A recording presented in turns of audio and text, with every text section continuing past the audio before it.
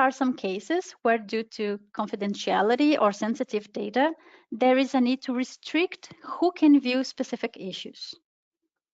If that is your case, you can allow visibility for issue creators.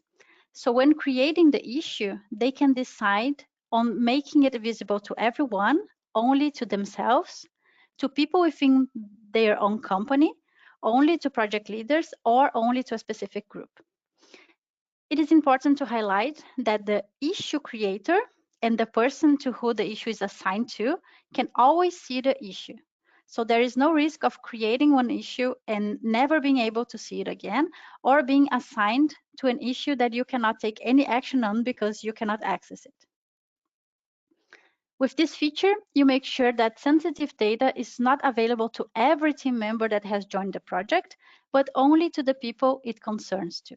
So in your BIMcollab space, in your own project, you have the settings tab, and it's there that you can make all the settings that we have now seen.